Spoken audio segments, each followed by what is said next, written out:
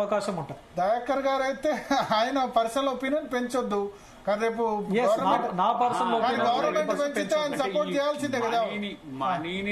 మనీని ఎక్స్టెండ్ చేసుకోవడానికి అనుకుంటే వాళ్ళకు 1 year తర్వాత ఇస్తామని కూడా చెప్పుకోవచ్చు కదా. ఇప్పుడు అది ఒప్పుకోవట్లేదు, అది సమస్య. 1 year తర్వాత ఏరియాస్ అన్ని కాదు కదా, కొన్ని సంబంధించి. ఇక్కడ దయాకర్ గారు 1 year లేట్ అయితే ఏమైతుందంటే, ఇప్పుడు సడన్ గా ఉద్యోగం ఏంటంటే ₹1,00,000 జీతం వస్తుంది, రిటైర్ అయితే సడన్ గా అతని జీతం 40,000కు, పెన్షన్ 40,000కు 50,000కు పడిపోతుంది. అప్పటి వరకు ₹1,00,000 జీతం లైఫ్ స్టైల్ కి అలవాటు పడ్డ వ్యక్తి 40,000-50,000కి అడ్జస్ట్ కాలేడు. దానికి ఏంది, ఈ 40 లక్షలు 50 లక్షలు రిటైర్మెంట్ బెనిఫిట్ వస్తే దాంతో అడ్జస్ట్ కాగలడు. ప్లస్ చాలా వరకు రిటైర్ అయ్యే సమయానికే పెళ్లిళ్ళు, ఇంట్లో పెళ్లిళ్ళు, బిడ్డ పెళ్లి చేయడము, ఇల్లు కొనుక్కోవడము, ఇవన్నీ ఉంటాయి. ఈ 1 year డీలే వల్ల ఏమైతుందంటే, ₹1,00,000 వచ్చిన వ్యక్తికి సడన్ గా 40,000 వస్తే ఆ ఈఎంఐలు మైనస్ అవుతాయి. ఈ వచ్చే 30-40 లక్షలు రావట్లేదు, అది సమస్య. అంతేనా? అట్లా పెళ్లిళ్ళు కాదు, అట్లా పెళ్లిళ్ళు ఎమర్జెన్సీలు ఉన్నాయి. నేనే కొన్ని బట్టి గారితో, కొన్ని మన ఫినాన్స్ సెక్రటరీ గారితో కూడా చేయించినప్పుడు కూడా వాళ్ళు కూడా కొంత ఇబ్బంది పడ్డారు ఇట్లాంటి వచ్చినప్పుడు. ఇంకా ఒక ఆయన పెద్ద ఆయన అక్కడనే కలిసి అన్నాడు, పదవి విరమణ రోజు పూలే బొకేలతో పాటు ప్రభుత్వం నుంచి ఒక సీల్డ్ కవర్ బాక్స్ వచ్చేదట. అది ఏంటంటే, అది జీపులో ప్రభుత్వ వెహికల్ లో పంపించారా? అట్లా ఇచ్చేదట గతంలో. ఆ రోజులు రావాలని కోరుకుంటా నేను. ఎందుకంటే ఆయన వచ్చి చెప్పిండు, మేము రిటైర్ అయితే మాకు పూల బొకేలతో పాటు ఒక సీట్ కవర్ వచ్చేది, దాంట్లో అన్ని జీవోలు మీకు సంబంధించిన రిటైర్మెంట్ బెనిఫిట్స్ తో పాటు ఏమేమి వచ్చినాయనే వచ్చేది. అట్లా ఉంటుండే సార్. మీరు కూడా మీ ప్రభుత్వం అట్లా చేసే రోజులు రావాలి సార్ అంటే, మరి పైసలు ఉంటే అన్ని మంచిగానే అవుతాయి, కానీ అది త్వరలో అవి కూడా చేసే ప్రయత్నంలో అమౌంట్ ఉంటే మనం పొద్దున అప్లికేషన్ పెడితే సాయంత్రం డ్రా చేసుకుంటుంటే బ్యాంకులో డ్రా చేసుకున్నట్టు మన పైసలు ఇలా పరిస్థితి లేదు. ఇందాక చెప్పింది, రిటైర్మెంట్ అయిన రోజే స్టీల్ కవర్ తో సహా వాళ్ళ పైసలు అన్ని ఇచ్చారు. వాటర్ వర్క్స్ ఈ రోజు కూడా ఉంది హైదరాబాద్, మన metro water works Hyderabad. Self sustain body కదా, వాళ్ళ సెల్ఫ్ ఇన్కమ్ నుంచి చేసేది. అది ఒకటే సంస్థ, మొత్తం రాష్ట్రంలో ఒకటే సంస్థ, సేమ్ డే. ఎస్, అట్లా కొన్ని డిపార్ట్మెంట్లు ఉన్నాయి, కార్పొరేషన్స్ ఉంటాయి, కొన్ని కార్పొరేషన్ ఉండొచ్చు. శాఖలో అర్చకులు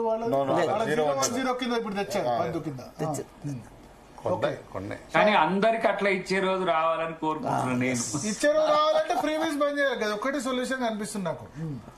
చేద్దాం. మీ ఒపీనియన్? పదవి విరమణ అది మా జేఏసీలో లేదు.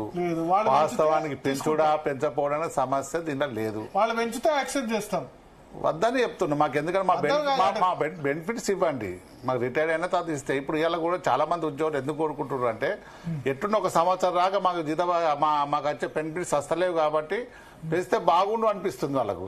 కానీ పెంచడం వల్ల నిరుద్యోగ సమస్య అధికమవుతుంది.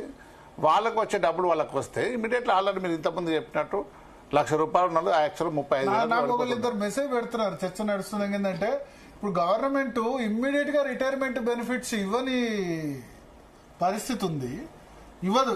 అంటే ఇమ్మీడియట్ గా ఇచ్చే పరిస్థితి లేదు. సిచ్యువేషన్ ఇంప్రూవ్ కావాలంటే సంవత్సరం అన్న అవుతుంది. డిఏ ఇస్తే ఇంకా గవర్నమెంట్ మీద భారమే కదా. 3% 4% ఎంత డిఏ ఇప్పుడు మీకు వస్తే ఎంత రావాలి? మొత్తం 16. ఇప్పుడు 1 డిఏ ఇస్తే ఎంత రావాలి? 3.5 ఇస్తేనే దాని మీద ఎఫెక్ట్ పడుతుంది. సో అటువంటి పరిస్థితిలో రిటైర్మెంట్ బెనిఫిట్ ఇమ్మీడియట్ గా ఇచ్చే పరిస్థితి లేదు కాబట్టి, అప్పటి వరకు ఆ ఇచ్చే పరిస్థితి వచ్చేంత వరకు మాకు పెంచిన అభ్యంతరం లేదని కొద్దిమంది మెసేజ్ పెడుతున్నారు. శ్రీనివాసరావు గారు ఏమంటారు? దీన్ని మీకు క్లారిటీగా నా పర్సనల్ ఒపీనియన్, సంఘం ఒపీనియన్ కూడా చెప్పాలి. అంటే వన్ సైడ్ గా నిరుద్యోగులకి వెళ్ళో ఉద్యోగులకి వెళ్ళో కాదు. ఒక్క నిమిషం, ఏలూరు శ్రీనివాసరావు గారి తర్వాత చెప్పండి. చెప్పండి ఏలూరు శ్రీనివాసరావు. భరత్ గారు ఒక్క నిమిషం, ఆయన తర్వాత టీజీఓ సంఘం. ఇప్పుడు టీజీఓ సంఘంగా అయినా పర్సనల్ గా అయినా మాకు మేముగా, ఇందాక అన్న చెప్పినట్టు, వర్కీష్ అన్న గారు చెప్పినట్టుగా, దేవన్న చెప్పినట్టుగా, అప్పుడు 58 నుంచి 61 కి అందరూ ప్లే కార్డ్స్ పట్టుకున్నారంటే 58 నుంచి 61 చేసినప్పుడు ఏ ఒక్క ఎంప్లాయీ కూడా వాలంటరీ పెట్టుకోలే, అందరూ కంటిన్యూ అయ్యారు. ఏ ఎంప్లాయీకైనా ఆ రిటైర్మెంట్ రోజు అమౌంట్ వస్తే హ్యాపీగా రిటైర్ అయిపోయి ఆడపిల్లల మ్యారేజ్ కానీ, మగపిల్లల చదువు కానీ, తల్లిదండ్రుల ఆరోగ్యం కానీ, ఇంట్లో ఇల్లు కానీ, వాడు చేసిన అప్పులు కిస్తీలు కట్టుకోవడం కానీ, బాకీలో ఇంటికి వస్తారు కాబట్టి క్లారిటీగా ఉంటారు. అది లేని పక్షంలో ఆ పెన్షన్ అనేది జీతం వచ్చే జీతం ₹1,00,000 40,000 నడిపిలేడు కాబట్టి ఎక్స్టెన్షన్ అడుగుతున్నారు. ఇందులో కొంతమంది మా వాళ్ళు పెట్టే ఒపీనియన్ కూడా ఏంటి, మాకు మీరు ఇవ్వలేని పక్షంలో ఎక్స్టెండ్ చేయండి, లాస్ట్ మంత్ శాలరీయే ఎక్స్టెన్షన్ పీరియడ్కి ఇవ్వండి, ఫర్దర్ ఇంక్రిమెంట్స్ ఇవ్వకండి. నిరుద్యోగులకు కూడా మీరు నోటిఫికేషన్ సర్వీస్ కమిషన్ పంపించిన 2 years మినిమం పడుతుంది. ఇప్పుడున్న ఖాళీలు 32,000 40,000 ఫిలప్ చేయండి. మీరు ఇప్పుడు 1 year 2 years పెంచినా మీరు ఎనీ మూమెంట్ మీ దగ్గర పైసలు వచ్చినప్పుడు అదే నెలలో దీన్ని రిటైర్మెంట్ అమలు చేయండి. కానీ మా బెనిఫిట్స్ మాకు ఇవ్వాల్సిందే. మాకు రావాల్సింది ఎంప్లాయీగా జీపీఎఫ్ అమౌంట్ మేము దాచుకున్న అమౌంట్ లోన్ పెట్టుకుంటే లోన్ అమౌంట్ రికవరీ అయిపోయాక కూడా ప్రిన్సిపల్ ఒరిజినల్ అమౌంట్ కూడా క్రెడిట్ కాలేదు. ఈ రకంగా చాలా ఇబ్బందులు ఉన్నాయి. ఎంప్లాయీ రిటైర్మెంట్ వచ్చే నాటికి బెనిఫిట్స్ ఇవ్వనప్పుడు ఏదో ఒక మార్గం చూడాల్సిందే. మా ఎంప్లాయీస్ లో డిఫరెంట్ ఒపీనియన్స్ ఉన్నాయి. ఇప్పుడు మేము రాజకీయ పార్టీ లాగానో పొలిటికల్ నిరుద్యోగులాగా భయపడాల్సిన అవసరం లేదు. మేము క్లారిటీగా చెబుతున్నాం, మాకు ఇవ్వలేని పక్షంలో మమ్మల్ని కంటిన్యూ చేయాల్సిందే. అవసరమైతే ఇంక్రిమెంట్స్ ఇవ్వకండి, మాకు ఫర్దర్ ప్రమోషన్ ఇవ్వకండి. అంటే 61 దాటిన తర్వాత 61 ప్రమోషన్ లాస్ట్ పేనే ఇవ్వండి, మాకు నాన్ పోకలు ఇవ్వండి. లేదు మాకు 50 ఎందుకు రిటైర్ చేయండి, వెళ్ళిపోతాం ఇంటికి. మీరు 1 year 2 year 50 we are ready. Our JAC తరపు నుంచి 58 years కి మేము చేసి మా క్యాష్ ఎన్టీఆర్ కదా తగ్గించింది 55 కానీ 61 years రిటైర్మెంట్ అయిన తర్వాత మా బెనిఫిట్స్ అంటే మేము అడిగేది మా డిమాండ్ కాదు, ఇది మా రైట్ కాదు. ఉద్యోగుల రిటైర్మెంట్ వయసు తగ్గిస్తే 50 తగ్గిస్తే ఎన్టీఆర్ ఓడిపోయినాడు స్వయంగా. ఆయన ఓడిపోయినాడు, పార్టీ అన్ని సైడ్ లో ఉంటుంది. ఎంప్లాయీస్ బెనిఫిట్స్ ఇవ్వకపోయినా ఎఫెక్ట్ గవర్నమెంట్ మీద ఉంటుంది, నిరుద్యోగులకి ఎంప్లాయ్మెంట్ ఇవ్వకపోయినా ఉంటుంది. గతంలో 10 సంవత్సరాల నుంచి ఎన్ని నోటిఫికేషన్ వచ్చినాయి, ఎంప్లాయ్మెంట్ తగ్గించి పెంచిన వల్ల. ఇవాళప్పుడు ముందు ఖాళీ వేకెన్సీస్ ఇంకా 50,000 వేకెన్సీస్ ఉన్నాయి, అవి ఫిలప్ చేయండి. లేదు ఎరేజింగ్ వేకెన్సీ చేయండి. మా జేఏసీ పక్షాన గానీ మా పర్సనల్ గానీ మాకు మేము ప్రతిపాదన గవర్నమెంట్ కి పెట్టలేదు, గవర్నమెంట్ కి పెట్టలేదు, గవర్నమెంట్ కూడా మమ్మల్ని అడగలేదు. కానీ నా ఆలోచన అయితే ఏజ్ పెంచొద్దన్నదే నా ఆలోచన. ఒకవేళ ఖచ్చితంగా పరిస్థితులు ప్రభుత్వం కూడా లేదు పెంచవలసిందే అంటే దాంట్లో కండిషన్ పెట్టి ఎవరైతే రిటైర్ కావాల్సిన వాళ్ళు రిటైర్ కావచ్చు, దాని ఆప్షన్ పెట్టండి. మిగతా వాళ్ళు ఆప్షన్ ఇవ్వండి, రిటైర్ అయ్యే వాళ్ళు రిటైర్ అయిపోయింది, కంటిన్యూ అవుతారంటే కంటిన్యూ కాండి అన్నది నా ఆలోచన, నా వ్యక్తిగత ఆలోచన. నేను అనుకుంటున్నాను అట్లా ఇవ్వచ్చా ఆప్షన్, అటు ఇవ్వచ్చు, ప్రభుత్వం తలుచుకుంటే ఇవ్వచ్చు. టీఆర్ఎస్ వాలంటరీ రిటైర్మెంట్ కిందకి వస్తుంది అన్నట్టు, వాలంటరీ రిటైర్మెంట్ కిందకి వస్తుంది కానీ వాళ్ళకి బెనిఫిట్స్ అదే ఇయర్ లో ఇవ్వరు. ఈ ప్రతిపాదన ఇంట్రెస్టింగ్ ఉంది. ఎస్ ప్రసన్న కృష్ణ గారు, భారత్ గారు ఇప్పుడు 2 సంవత్సరాలు పెంచుతారు. ఫర్ ఎగ్జాంపుల్ జస్ట్ ఇమాజిన్ 2 సంవత్సరాలు పెంచుతారు. పెంచిన తర్వాత పెంచినటువంటి ఇంక్రిమెంట్స్ వద్దు, మాకు పే స్కేల్స్ వద్దు అంటే కుదరదు. అదే అదొక రూల్, అది సర్వీస్ రూల్స్ లో భాగంగా చెప్తున్నారు కదా, వాళ్ళే వద్దని చెప్తున్నారు. అదే చెప్తున్నాను నేనేమంటున్నానంటే 2 ఏళ్ల తర్వాత కూడా గవర్నమెంట్ ఇదే కండిషన్ ఉంది అనుకోండి, అప్పుడు మళ్ళీ గవర్నమెంట్ ముందుకు వచ్చి ఇంకొక 2 ఏళ్లు పెంచుతాం, మాకు ఆర్థిక వెసులుబాటు కావాలి, మాకు ఫినాన్షియల్ బర్డెన్ ఉంది, మళ్ళీ ఇంకొక 2 ఏళ్లు పెంచుతామనంటే మళ్ళీ కంటిన్యూ అవుతారా? అదే అన్నారు. ఇప్పుడు 62 నుంచి 65 చేస్తారు, ఇంకో గవర్నమెంట్ 70 చేస్తారు. ఇది కరెక్ట్. ఇప్పుడు ఇంటర్నేషనల్ లేబర్ ఆర్గనైజేషన్ చెప్తుంది గవర్నమెంట్ దగ్గర వెసులుబాటు లేదు, మా అమౌంట్ ఇవ్వరా, ఇట్లనే ఉంటుందా? అది కాదు. ఇప్పుడు ఇది కూడా క్వశ్చనే కదా. ఐఏలో చెప్తుంది 60 సంవత్సరాల తర్వాత అసలు ఉద్యోగులు పనిచేయనటువంటి కండిషన్ ఉన్నారని చెప్పేసి ప్రపంచ వ్యాప్తంగా పర్టికులర్ గా భారతదేశంలో చెప్తుంది. మనం పనిచేస్తామా చేయమా పక్కకు పెడితే ప్రపంచవ్యాప్తంగా అని చెప్పారు కాబట్టి మీరు చెప్తున్నాను, మాకేదో ఇప్పుడు ఆర్థిక వెసులుబాటు అని చెప్పేసి కారణంతో 2 ఏళ్ళు యాక్సెప్ట్ చేస్తాము. అప్పుడు 2 ఏళ్ల తర్వాత కూడా మళ్ళీ ఆర్థిక వెసులుబాటు లేనప్పుడు మళ్ళీ 2 ఏళ్ళు వేస్తే మనం యాక్సెప్ట్ చేస్తే అది ఎట్లా? అమెరికాలో అంతా ఐడియా ఉందా?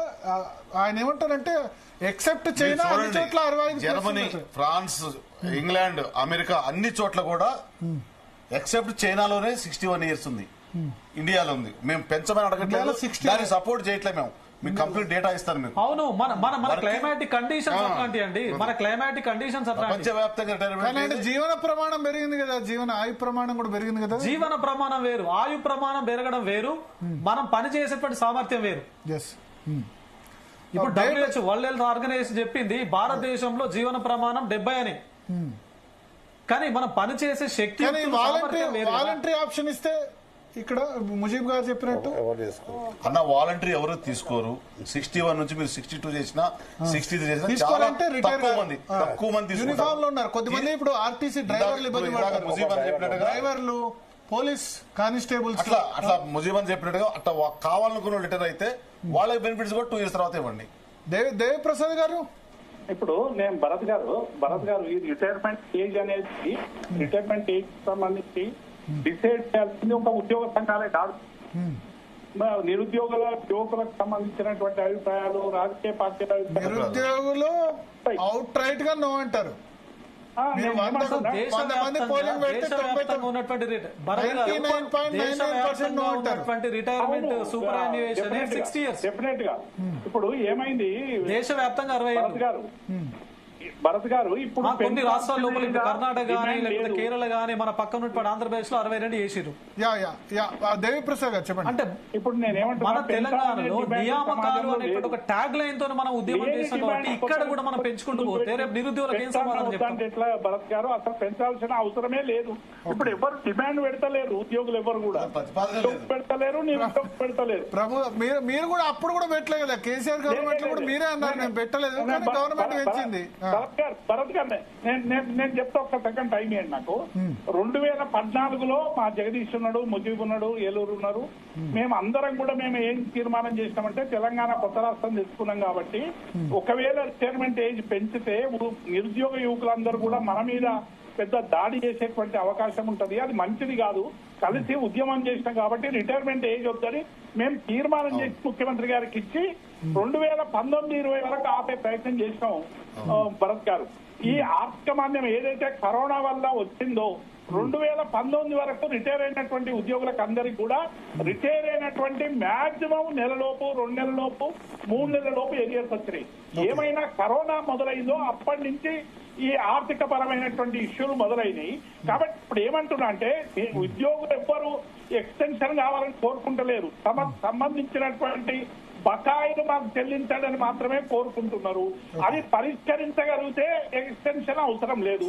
ఒకవేళ లేకపోతే ఏం చేయాలో అది విస్తారంగా చర్చించిన తర్వాత చేయాలి తప్ప అప్రాప్ట్ గా ఇలా చేయడం వల్ల డెఫినెట్ గా కొంత సమస్యలు అయితే ఉత్పన్నం అవుతాయి అనేది నా అభిప్రాయం. వ్యక్తిగతంగా నేను ఆనాడు గాని ఈనాడు గాని రిటైర్మెంట్ ఏజ్ పెంచడం అనేటువంటిది సరైంది కాదనేటువంటిది నా అభిప్రాయం.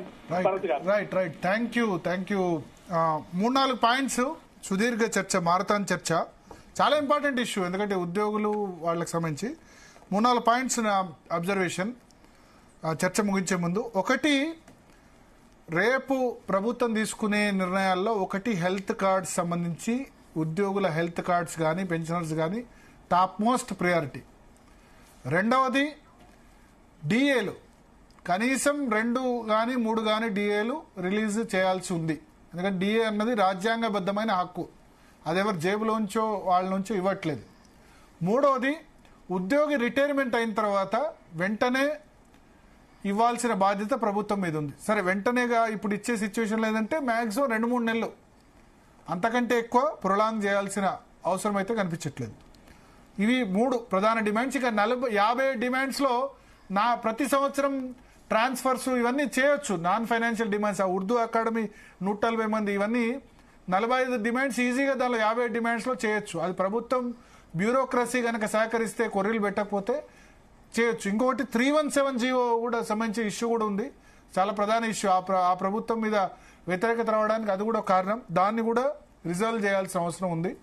ఇవన్నీ ప్రధానమైన డిమాండ్స్. ఇక పదవీ విరమణ వయస్సుకు సంబంధించి మాత్రం నిరుద్యోగులు అయితే అవుట్ రైట్ గా వద్దని చెప్తున్నారు. కానీ గవర్నమెంట్ ఎంప్లాయీస్ లో ఒక సెక్షన్ నుంచి 50-50 వాళ్ళు కూడా డివైడ్ అయినారు. మాకు రిటైర్మెంట్ బెనిఫిట్స్ ఇవ్వలేని పక్షంలో ఏజ్ అన్నా పెంచండి. పక్క రాష్ట్రం ఆంధ్రప్రదేశ్లో 62 ఉంది కదా, ఇవాళ రిటైర్మెంట్ అయితే సంవత్సరం తర్వాత బెనిఫిట్స్ వస్తే మా జీతం సగానికి పడిపోతే మేము ఎట్లా బతకాలని వాళ్ళు అడుగుతున్నారు.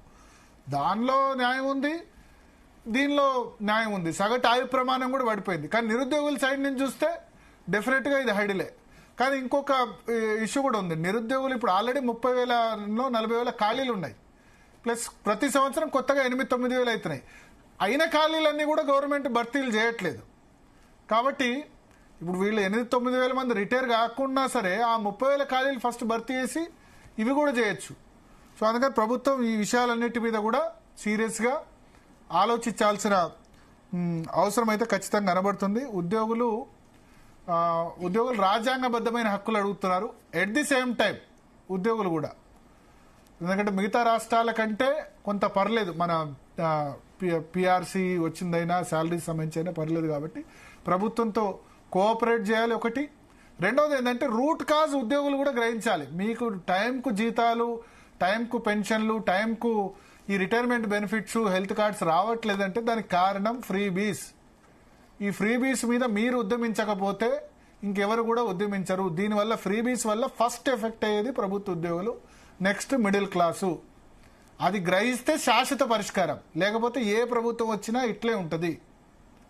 అది గ్రహించాలి ఉద్యోగులు. ఎందుకంటే ఉద్యోగులకు 2% అయినా సరే ఒక 20% ఇన్ఫ్లుయెన్స్ చేసే పరిస్థితి ఉంది కాబట్టి ఉద్యోగులకు నా సూచన, మీరు ఫ్రీబీస్ మీద ఇప్పటి నుంచి ఉద్యమం స్టార్ట్ చేయండి. ఇప్పటి నుంచి స్టార్ట్ చేస్తే 2028 అసెంబ్లీ ఎలక్షన్స్ కల్లా రాజకీయ పార్టీలు కూడా భయపడతాయి ఏడాపేడా హామీలు ఇచ్చడం. అది నా సూచన. దానికి మేము జీ తెలుగు న్యూస్ నుంచి మేము ఇనిషియేటివ్ తీసుకుంటాం, రౌండ్ టేబుల్ కాన్ఫరెన్స్ పెడతాం, ఇవన్నీ పెడతాం. సో థ్యాంక్ యూ జగదీశ్వర్ గారు, ఏలూరి శ్రీనివాసరావు గారు, ముజీబ్ గారు, అదేవిధంగా అద్దంకి దయాకర్ గారు, ప్రసన్న హరికృష్ణ గారు, దేవిప్రసాద్ గారు. చర్చలో చాలా మంది లైవ్ లో వాచ్ చేశారు, వాళ్ళందరికీ కూడా కృతజ్ఞతలు. ఒక చిన్న బ్రేక్ తీసుకుందాం. డిఎన్ఏలో క్యాస్ట్ సెన్సెస్ 2027లో చేస్తామని చెప్తున్నారు. దీన్ని బట్టి చూస్తే ఇక మహిళా రిజర్వేషన్ బిల్లు 2029లో కూడా ఇంప్లిమెంట్ అయ్యే అవకాశాలు కనిపించట్లేదు. ఆ అంశం మీద చర్చిద్దాం నెక్స్ట్ బ్రేక్ తర్వాత.